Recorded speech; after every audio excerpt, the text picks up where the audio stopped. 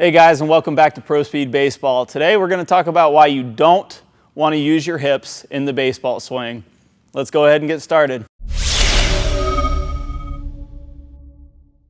Now, before all you guys out there start calling me a crazy person, like of course you need to use your hips in the baseball swing, man, what are you talking about? Let me go ahead and explain why I say you don't want to use your hips in the swing. And more specifically, you don't want to mentally think hips in the baseball swing. I know this is something that a lot of coaches and instructors say you want to use your hips, and they are 100% absolutely correct. The thing is that we're going to get across in this lesson today is that we don't want to be thinking hips in the baseball swing. And let me go ahead and explain why. The thing that we need to understand about the hips in terms of biomechanics is how they relate to the feet. Now, I've mentioned this a little bit in some of my other videos, but I thought it very important that you guys understand exactly what's supposed to happen in the swing and how you can use your hips to their maximum ability without having to think, oh my goodness, I have to open up my hips whenever I'm swinging. So, biomechanically, our hips and our feet are connected as far as how their range of motion and how much they can turn. So that's put simply, that means I need my foot to be able to rotate to open up my hips, and I need my hips to be able to rotate to open and close my foot.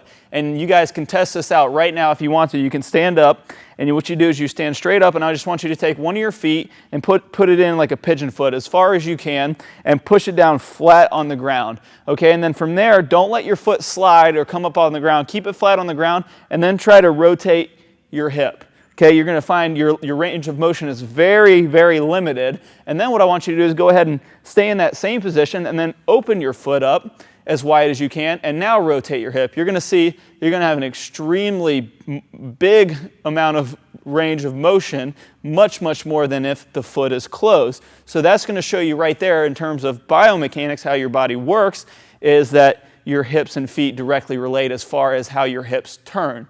So if we understand this one simple biomechanical action between our feet and our hips, we can come to the conclusion that we don't have to think about our hips in our swing, and we can think about something that is much more easily controllable in our minds, and that is our feet. And for our hips, it's going to be more specifically our back foot and how our backside rotates through the swing. So if you're working on say you're just working on the tee and you're saying, okay, I need to get more of my hips in the ball, or your coach is saying get your hips into the ball, now all you have to think about is like, well, if I rotate my foot, my hips have to rotate.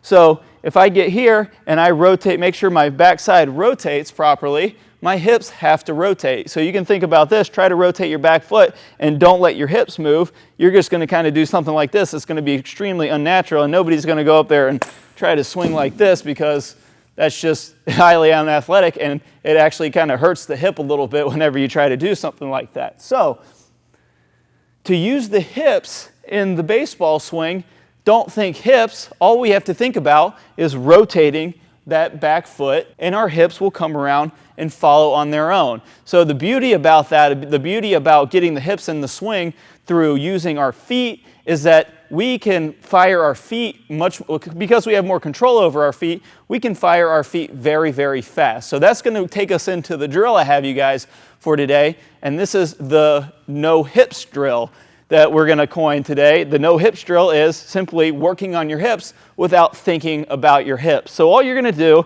is you're going to get on a tee, or you can do this in side toss or front toss, and you're going to start working on your hips, and that's simply just making sure that your backside rotates all the way through. Now we have another great video on YouTube called Squash the Bug ? You guys can check that out. I'll post a link right here and down in the description. That's going to be a good video to go over the parameters of how we're supposed to rotate on that back foot. I'm not going to go over it too much here, but you can check that video out. It's going to show you how you're supposed to rotate that back foot.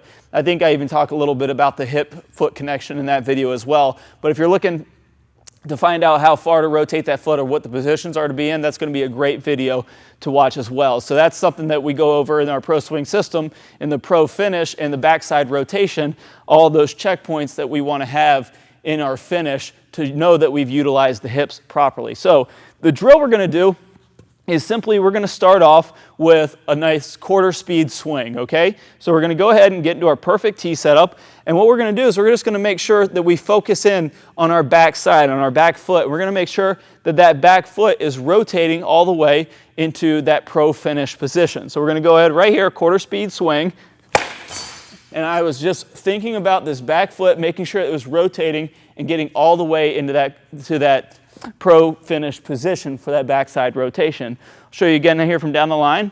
The next progression of the drill, we're just going to bump this up to 50%, really thinking about this backside, making sure this backside is going about 50% of our full speed through the swing. Okay, so we're going to load stride here. Okay, and then we're going to bump it up again to 75%. And then all the way up to game speed. So I'll do one here, game speed for you. And this is where it starts to really get fun. You can really start to feel the power of the hips in the swing without thinking about the hips.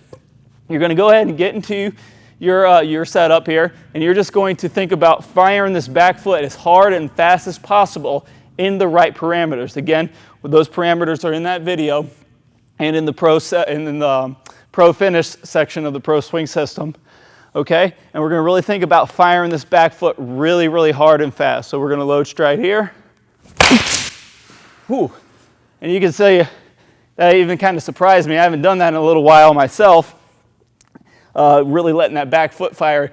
It's going to make you much, much faster at the plate. It's going to build a ton of power because you're actually utilizing the hips in the way that they're supposed to be used, and it helps you time it up much better. Okay, let's do one more here from down the line.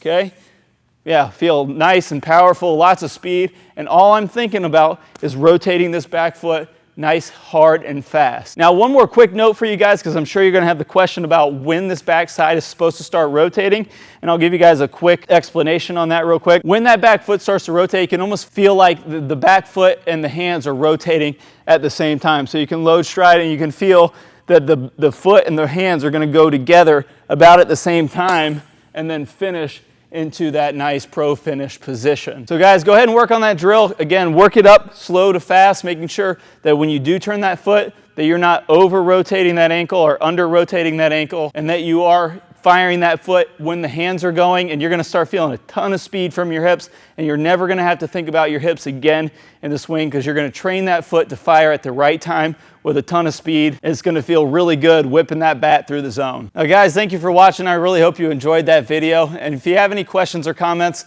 on the video, make sure you leave them in the comment section below, and stay tuned for our Pro Speed Baseball bonus video that's going to show you how to really couple things like the hip drill or the no hip drill in with your swing to start syncing up that lower body with the upper body. You can check that out at the end of this video by clicking on the link that pops up in the video or in the description below. And guys, if you haven't already, be sure to like, subscribe, and +1 the video on Google. And make sure you check out Pro Speed Baseball's new Instagram page.